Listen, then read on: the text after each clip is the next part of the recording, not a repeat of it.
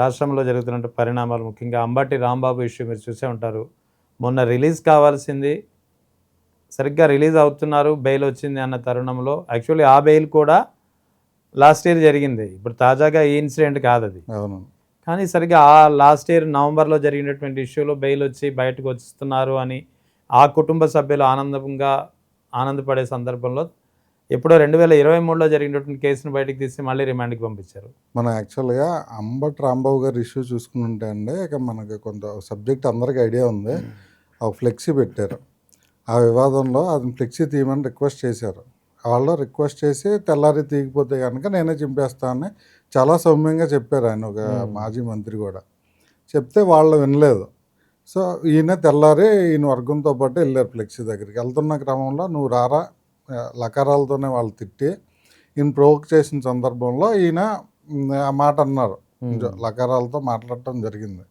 So దానికి మళ్ళీ ఆయన పశ్చాత్తాపడి టీడీపీ పార్టీ కూటమి పార్టీ వాళ్ళు ఎవరో పశ్చాత్తాపడలా, కానీ ఈయన పెద్ద నాయకుడిని నేను అనుండాల్సింది కాదు, నా ఉద్దేశం ఒక క్షమాపణ అడిగాడు, అడిగారు, అంతటితో దాన్ని క్లోజ్ చేయాలి. కానీ ఏ రాష్ట్రంలో ఇంతవరకు ఇలాంటివి జరగనట్టు, ఈయన ఒక్కడే ప్రథమ వ్యక్తి అయినట్టు, ఇతన్ని ఒక టార్గెటెడ్గా ఇతన్ని టార్గెట్ చేయడానికి మల్టిపుల్ రీజన్స్ ఉన్నాయండి.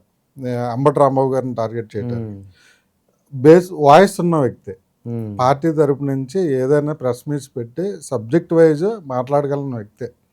సో అలాగే కొన్ని కక్షపూరితంగా తనని టార్గెట్ చేసుకున్నారు. తర్వాత మీరు చూసారో లేదో, సంక్రాంతి అంటే కమ్మవారిదని ఒక మీడియాలో వచ్చింది. అవును, అది యాక్చువల్లీ ప్రజలదే. అది ఏమైపోయిందంటే సంక్రాంతి అంటే రాంబాబు గారు అన్నట్టు అయిపోయింది.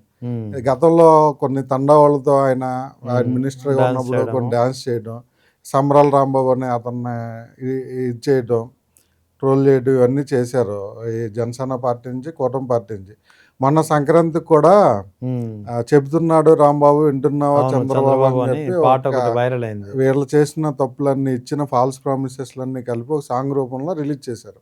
అది బీభత్సమైన వైరల్ అయిపోయింది. మిగిలిన వాళ్ళు ఎవరు సంక్రాంతి చేసుకున్నా సరే పొలిటికల్ పార్టీలో ఎవరిది హైలైట్ కాలేదు.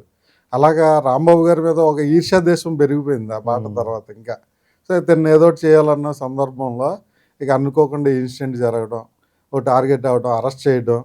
సహజంగా ఏంటంటే ఇలాంటి లీడర్లని ఏ గవర్నమెంట్ ఉన్నా అధికారులు ఉన్నా అరెస్ట్ చేసినప్పుడు ఇక బెయిల్ రాకుండా వాళ్ళకున్న అవకాశాలన్నీ, ప్రీవియస్ కేసులన్నీ తీసి ఇక జరుగుతూ ఉంటుంది. ఇక ఆ రకంగానే తను కక్షపూర్తి వాతావరణంలోనే బెయిల్ వచ్చినా రానివ్వకుండా ఇంకో కేసు పెడతాం చేస్తున్నారండి ప్రజెంట్. సో ఓవరాల్గా ఈ ఇష్యూని బట్టి కాపుల్ని టార్గెట్ చేసే ప్రయత్నంగానే దీన్ని భావించాలా? కాపుల టార్గెట్ అంటే జనసేన పార్టీ ఎప్పుడైతే వచ్చిందో అప్పుడే స్టార్ట్ అయిందండి.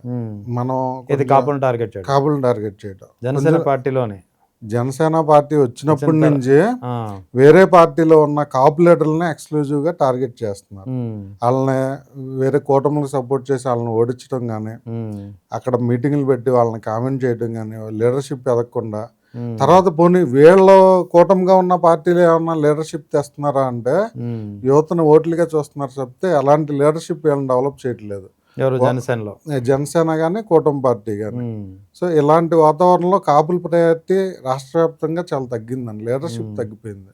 అంటే ఏ పార్టీ అయితే కాపులకి ఒక రాజకీయంగా ఒక వేదిక కల్పిస్తుందని భావించారో ఆ పార్టీ వచ్చిన తర్వాతే, ఆ పార్టీ ముఖ్యంగా కూటమిలో ప్రధాన పార్టీగా చేరిన తర్వాతే ఈ కాపుల్ని టార్గెట్ చేయడం అనేది చాలా ఎక్కువగా ఉంటుంది, చాలా ఎక్కువగా జరుగుతుందండి. ఎందుకంటే లీడర్షిప్ అక్కడ ఉన్నప్పుడు సహజంగా ఓటర్స్ కానీ కింద వర్గం కానీ వాళ్ళ లీడర్తో ట్రావెల్ అవుతూ ఉంటారు.